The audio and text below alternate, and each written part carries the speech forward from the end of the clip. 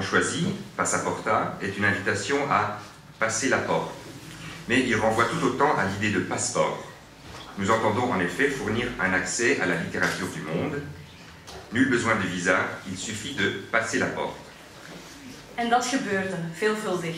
Deze avond is daarom jullie feest, omdat jullie dit huis mee bewoonden en er bestaansrecht aan gaven. Passaporta est un lieu d'échange, d'invitation à franchir les frontières linguistiques. Aussi avons-nous impliqué de nombreux traducteurs pour rendre possible ce franchissement. Car n'oublions pas que, comme l'a dit Borges, chaque langue est une façon de percevoir le monde. And so Passaporta fits the city where it belongs like a glove. Brussels, an unruly city with 181 nationalities and the same amount of rainy days a year. A city with 1,421 cafes, 321 playgrounds, 49 frietkot and 1 international house of literature. Dank aan voorzitters, bestuurders en leden van de algemene vergadering van Passaporta die zich de voorbije 10 jaar voor dit huis inzetten. Dank aan onze collega's die hier met hart en ziel werken. En aan onze vrienden van de boekshop die dat meertalige boekenaanbod maar blijven aanslepen. Last but not least, a heartfelt thank you to all the writers and readers we were allowed to welcome here. It was and will always remain a privilege. Thank you. Há alguns anos lá na empresa, alguém teve uma ideia genial. E se o mundo inteiro lesse o mesmo livro? A gente começou a trabalhar nesse sentido. Um monte de gente foi contratada para tornar isso possível e achar esse livro que todo mundo lesse. Os salários começaram a subir e, como uma coisa sempre leva a outra, para pagar esses salários cada vez maiores, achar esse livro também se tornou cada vez mais urgente, assim como esse livro se tornou cada vez mais imprescindível. As perspectivas do negócio ficaram muito mais interessantes, mas é claro que ainda estávamos na fase inicial da tentativa e do erro. Aos poucos, fomos aperfeiçoando a ideia e entendemos que um livro que todo mundo lê deve ressurgir necessariamente a cada ano para justificar os bônus que lá na empresa passamos a oferecer anualmente. O ideal seria que houvesse um livro que todo mundo lesse a cada semestre e, por que não, a cada mês e até mesmo 2 ou 3 por mês. E assim um livro que todo mundo lesse, embora sendo sempre o mesmo, deveria parecer muitos também. Um livro que todo mundo lê, une, cria consenso, faz todo mundo pensar na mesma direção, achando que pensa diferente e com originalidade. E assim, sendo sempre igual, não cria problemas. Nós pensamos, se conseguirmos dar continuidade ao nosso projeto, em alguns anos acabaremos esquecendo o que é discordar. Discordar é ruim, porque discordar é briga, e briga é problema. Ao mesmo tempo que tivemos a nossa ideia genial lá na empresa, alguém teve outra ideia igualmente genial em outra empresa. E se o mundo inteiro fizesse exatamente a mesma coisa, achando que faz diferente? Não seria mais fácil e natural supervisionar o mundo e, por conseguinte, encontrar o livro que todo mundo vai ler? E se para isso acontecer a gente criasse um dispositivo no qual quanto mais as pessoas lessem uma coisa, mais a mesma coisa seria lida, e quanto mais as pessoas vissem uma coisa, mais ela seria vista? Não parece óbvio? E não seria mais fácil para todos nós lá na empresa delegar o trabalho de achar o livro que todo mundo quer ler a esse dispositivo redundante, natural e óbvio?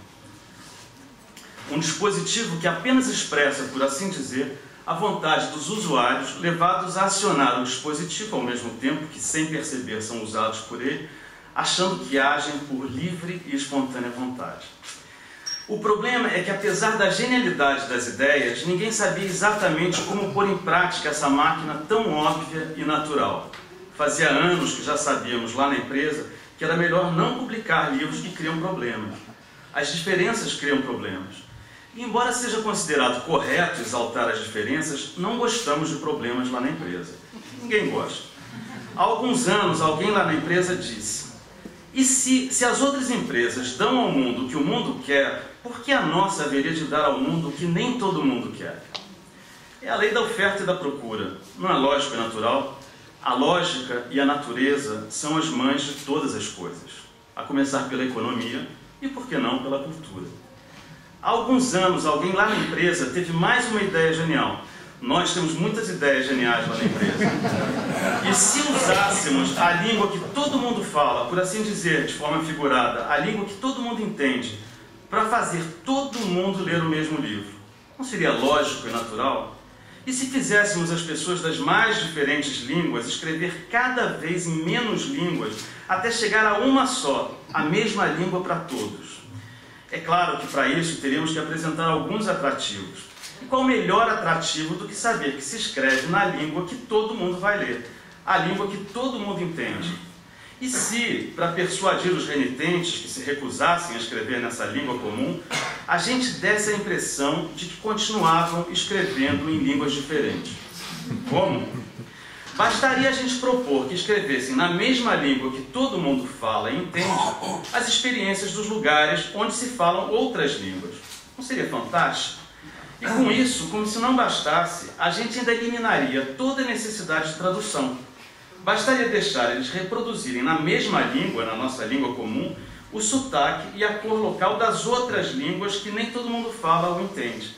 E se a gente inventasse um nome para todos esses sotaques incorporados na mesma língua, numa língua única para todo mundo entender, algo como multiculturalismo, não seria incrível? A impressão, pelo menos, seria muito positiva, como se o mundo inteiro pudesse estar dentro de uma única e mesma língua. Assim não haveria problema. Nós não gostamos do problema. O problema não dá dinheiro e dá dor de cabeça. Assim, todo mundo continuaria acreditando num mundo completamente diferente, sendo que o mundo inteiro estaria completamente igual. E cada vez mais igual, parecendo mais diferente. Porque todo mundo leria na mesma língua o que antes era escrito em outras línguas que nem todo mundo lê, com a vantagem de que nem precisaríamos pagar pelas traduções. Por sorte da gente lá na empresa e por uma feliz coincidência, ao mesmo tempo que lá na empresa estávamos tendo essa ideia genial, alguém em outra empresa teve outra ideia genial. Eles pensaram na outra empresa. E se a gente criasse um mecanismo e uma lógica com base matemática e científica, por meio dos quais, quanto mais se visse uma coisa, mais essa coisa seria vista. E quanto mais uma pessoa lesse uma coisa, mais as outras seriam levadas a ler a mesma coisa, achando que chegavam a essa coisa por mérito e esforço próprio. Não seria incrível? Eles tiveram essa ideia em outra empresa, e por isso não podemos dizer que fosse a mesma ideia que nós tivemos lá na empresa, embora fossem muito semelhantes. Não podemos acusar ninguém de espionagem industrial ou plágio, porque não era a mesma ideia, era análoga. Há muitas ideias geniais e análogas brotando ao mesmo tempo. É o que lá na empresa nós chamamos de sinergia. Vivemos uma época de sinergias. E por analogia, as fusões e aquisições que ocorriam à nossa volta, achamos que assim como buscávamos um livro que o mundo inteiro lesse, também devíamos ser uma única empresa composta de todas as outras empresas que tinham ideias muito semelhantes às nossas, para melhor supervisionar o mundo e melhor conduzi-lo nessa aventura de encontrar o livro que todo mundo lesse.